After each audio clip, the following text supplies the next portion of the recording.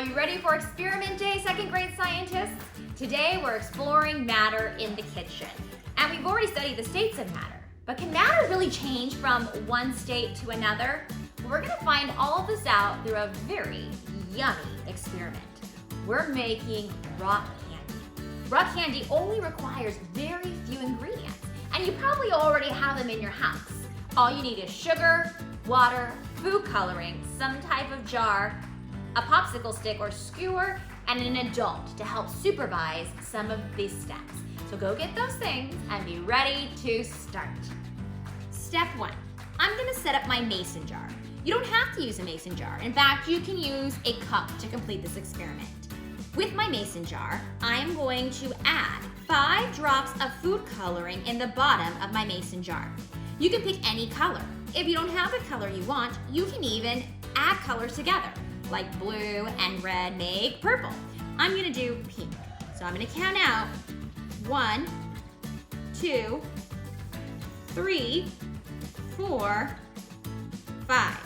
Now that I've done that, I'm gonna move on to the next step. Next, I'm going to heat my water and my sugar in a saucepan, stirring constantly with a wooden spoon until the sugar dissolves completely. I'm first going to add 3 cups of water.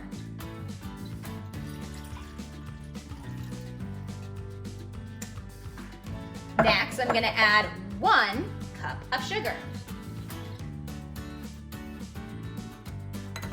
Now I'm gonna turn on my stove. This is where you need adult supervision. Make sure it's just placed in a good spot. And with my wooden spoon, I'm going to now stir to help dissolve the sugar. Again, remember you wanna stir constantly with the wooden spoon until the sugar dissolves completely. While I'm waiting for my water and sugar to come to a boil, I have prepared the next step. I've taken my wooden skewer, wetted it, and I'm rolling it now in sugar, dry sugar. I'm coating that wooden skewer. I need to pick up my hands a little bit, dust it on there. And then I'm gonna let it dry and prepare itself for the very next step. So now that my mixture has come to a boil, I'm going to keep stirring for about 1 more minute while it is boiling. After I stir for about 1 minute, I'm gonna turn off the heat and then pour my mixture into my prepared jar and let it cool for about 30 minutes. So now it's time to pour my heated mixture into my mason jar. Now this is super hot, so boys and girls, this is something you definitely need a mom or a dad to assist you with. Now it might get everywhere because it's not always the easiest to do. See, as I'm spilling over the edge, you can see, this is why you need moms and dads. Scientists always have to take extra precautions. I do have a mitt on, so I'm pouring it in there. I'm gonna use a funnel. Now I'm thinking back, as scientists always revisit and what they could have done better. I should have put a funnel in there. That might have helped pour my mixture in. So now that I have my mixture in there, I'm just gonna let this sit and cool off for about 30 minutes. So after 30 minutes, I'm gonna set my timer. I'm gonna come back and we're gonna do the next step.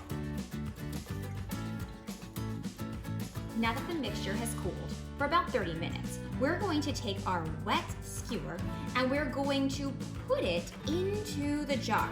I am not going to touch the bottom of my skewer to the jar because then my rock candy will have a hard time getting out.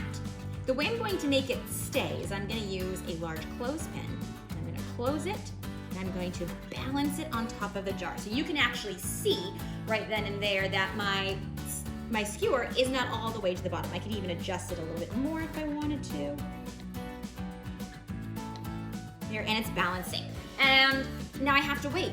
It's not gonna be immediate, so it's gonna take about 3 to 5 days for this to sit for the rock candy to form.